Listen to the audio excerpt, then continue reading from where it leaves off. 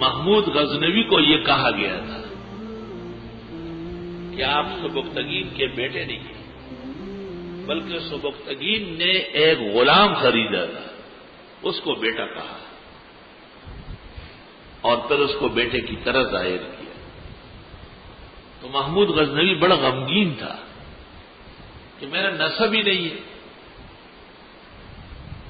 چنانچہ اس نے ایک دفعہ جو طالب علم کا احترام کیا اور اس کے نتیجے میں رب العزت نے اس کو خواب نصیب کیا جس میں ختم المرسلین جناب نبی کریم صلی اللہ علیہ وسلم نے ان کو کہا، اے سبکتگین کے بیٹے، اے سبکتگین کے بیٹے۔ آپ بڑے خوش ہوئے، بیدار ہونے پر آپ نے 100 اونٹ خیرات کیے اور آپ نے کہا، مجھے رسول کریم صلی اللہ علیہ وسلم نے کہا کہ آپ سبکتگین کے بیٹے ہیں، بات ہی ختم ہو آئی۔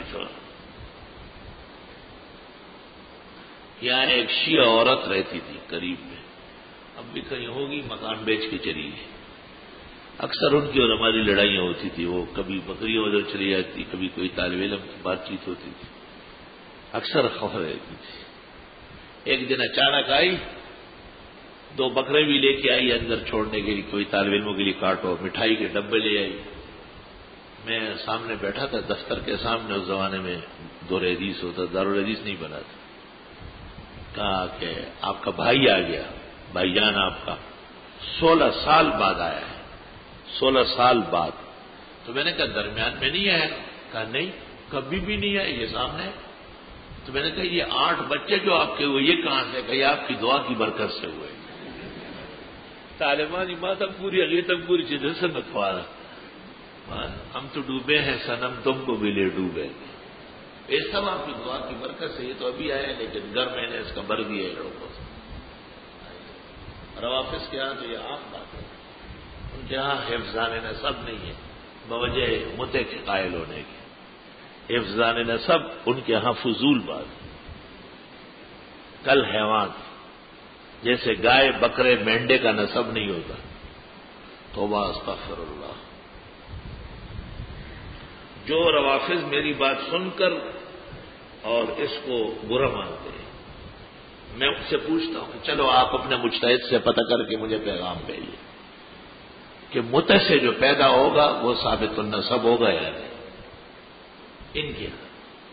دوسرا یہ کہ کیا متع باقاعدہ نکاح ہے اور ممتوعہ دوسرے کے لیے منکوحہ بن سکتی ہے نہیں، اس اختلاف کی صورت میں نسب کہاں رہے گا؟ ہمارے ہاں تو یہ کہتے ہیں کہ فقہائے حنفیہ بلکہ چاروں ائمہ کہ زانیہ حالت حمل میں زانی سے نکاح ہو سکتا ہے، الخبیثات للخبیثین، کسی اور جگہ نہیں ہو سکتا ہے، لئلا یختلط ماؤہ ماء الغیر، ہدایہ میں لکھا ہے تاکہ ایک دوسرے کا پانی خلط بند نہ ہو جائے۔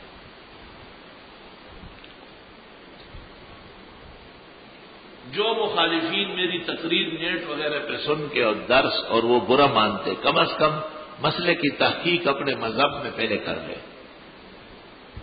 اور پھر مجھے ایک پیغام بھیجے کہ ایسا ہے یا نہیں، اس کا اس بات میرے ذمہ ہے، صرف ان کے مولویوں سے نہیں ان کے ائمہ ثابت کروں۔